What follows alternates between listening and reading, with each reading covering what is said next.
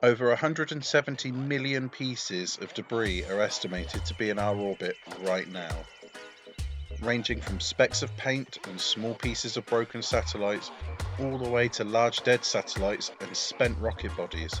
So what can we do about all that space trash? Well, whatever the answer, the one definite is that we are not doing enough to keep our orbit and our astronauts safe from it all. But there is some hope. Organisations like Astroscale are working toward a cleaner orbit, but in my humble opinion, more needs to be done, and it shouldn't be up to a few private companies to do it. Today, I want to talk about space debris, who's doing what, who's responsible, and what the outcomes could be.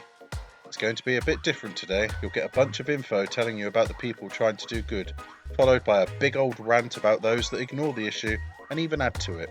So, let's get into it.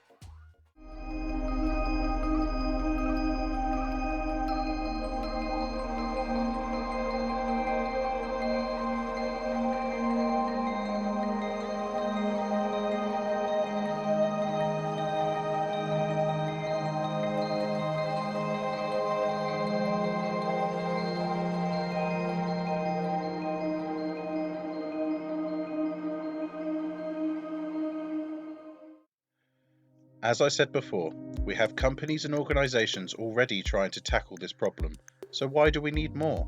Well, you may also remember me telling you that there is an estimated 170 million plus pieces of debris around our world, and while I'm no scientist, I don't need to be to figure out that small handful of people trying to clear up our orbit are nothing but a drop in an ocean.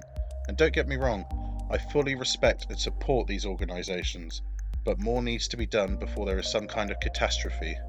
Which leads us to Kessler syndrome. What is Kessler syndrome? Proposed by NASA scientist Donald J. Kessler in the late 1970s, Kessler syndrome is a scenario in which we have such a high density of objects, be that debris or satellites, in low Earth orbit, that collisions become inevitable, and these collisions cause more debris, which in turn causes more collisions, and we just go through an endless cycle of collisions that create an environment where it becomes impossible to safely launch anything into our orbit. In 2009, research by Kessler showed that LEO was already unstable, and we've been adding more and more each year since then. If, God forbid, Kessler syndrome did take effect, we could be stuck as an entirely Earth-bound race for many generations to come. We wouldn't be able to leave the planet at all, and should collisions keep happening, you can say goodbye to the everyday comforts that satellites create for you. TV, Wi-Fi, weather prediction, sat-navs, and so much more would become near impossible. So how do we go about fixing all this? How can we stop Kessler syndrome from taking effect? Because so far, few people seem to be taking that warning seriously, even though they've had the better part of 50 years to do so. It's insanity. Well, there is no one answer, but there are now several organisations working toward a cleaner, safer orbit. So, who are these heroes trying to save LEO and keep mankind as a spacefaring species? Astroscale is a private Japanese company with offices around the world, including their HQ in Tokyo and their Mission Control Centre at the Harwell Space Cluster in the UK. Not only are they one of my favourite space companies, Astroscale are also the first private company created for the sole purpose of cleaning up space, having been founded in 2013. For this reason, they've taken to calling themselves Space Sweepers.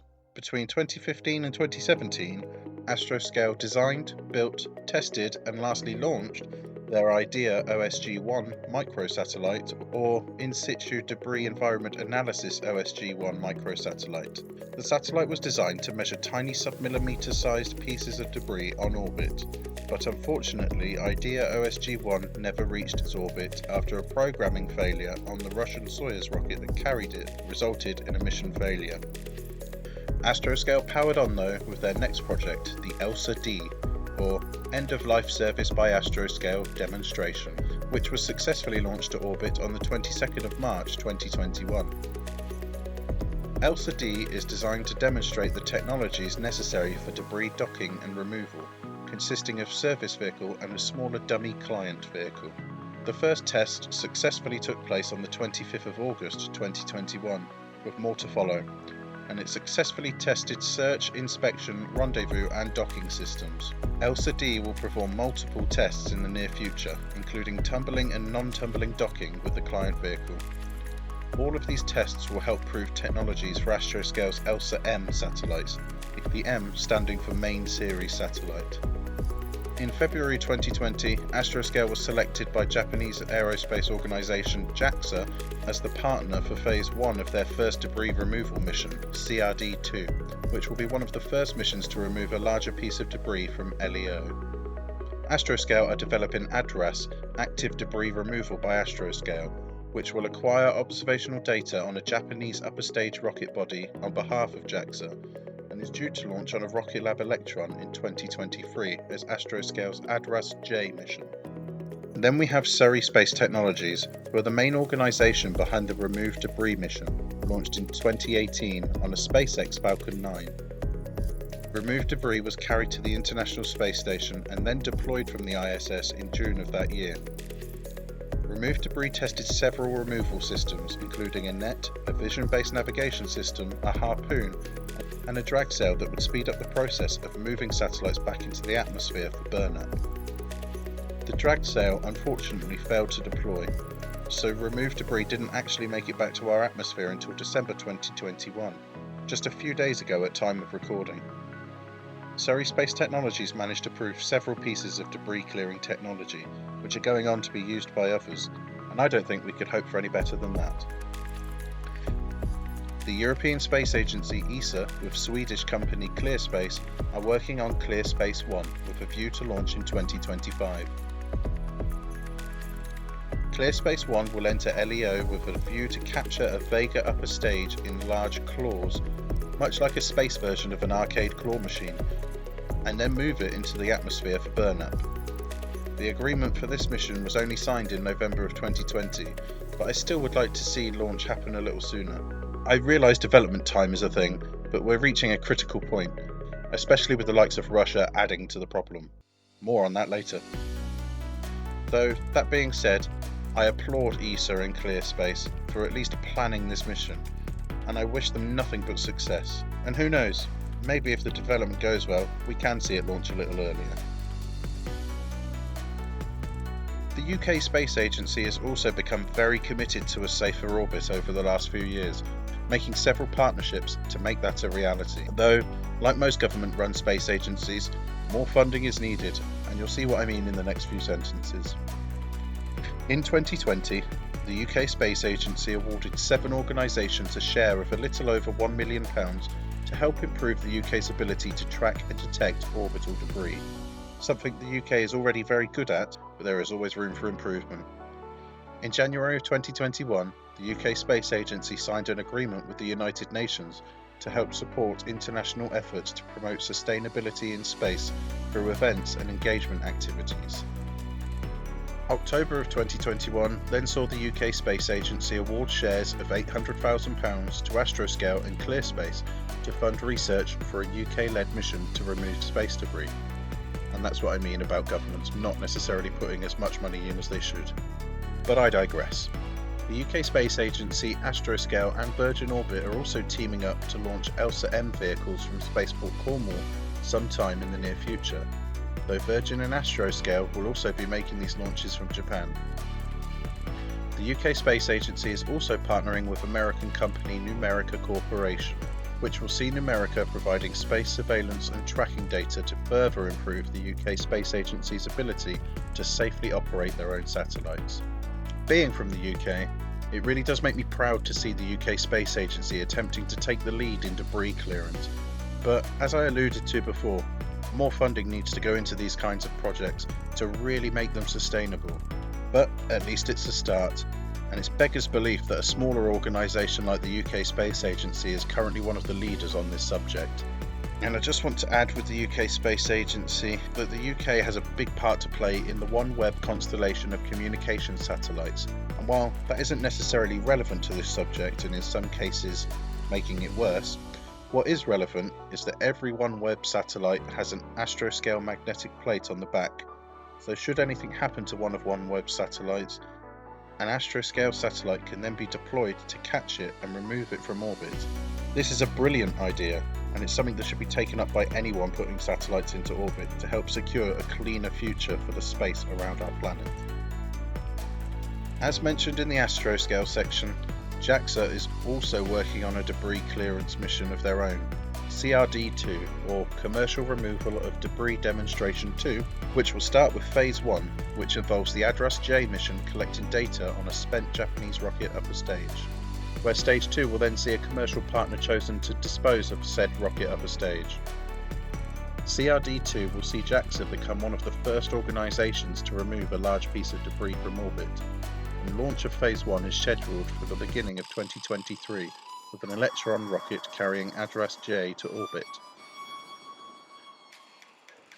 There are also others working toward cleaning up orbit, and I recommend researching them all and supporting them where possible. God knows they all need it. But now, who are all those choosing to practically ignore the issue, and in some cases are adding to the problem? We'll start with the organisation most responsible for orbital debris, the National Aeronautics and Space Administration, otherwise known as NASA.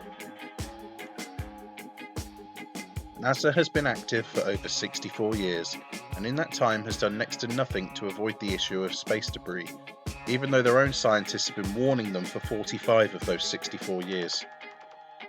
So why does NASA seem to think they don't need to help with the problem that they are the biggest cause of? Arrogance, ignorance, a mixture of the two, or maybe they just don't believe it to be a problem, despite having to help the ISS dodge debris. Russia and then China come in at second and third place disrespectfully, and to be honest, both are probably as bad as each other. Russia has just caused all sorts of trouble with debris by testing a satellite-destroying weapon very recently, putting their own cosmonauts at risk of death. I can only guess it's some kind of pathetic power play. Look at how big Putin's space balls are. Well, I'm not going to lie, it projects serious tiny New Shepard-shaped energy, and maybe, instead of causing chaos, Russia could try extending an olive branch and working with more organisations to help. Who knows? As for China, while they're working on reusable spacecraft, it's more about furthering technology for them than anything else. You may remember last summer when an out-of-control core stage of a Long March 5B rocket crashed back down to Earth, splashing into the Indian Ocean. China showed next to no concern during a nervy 10 days, while the world waited for answers.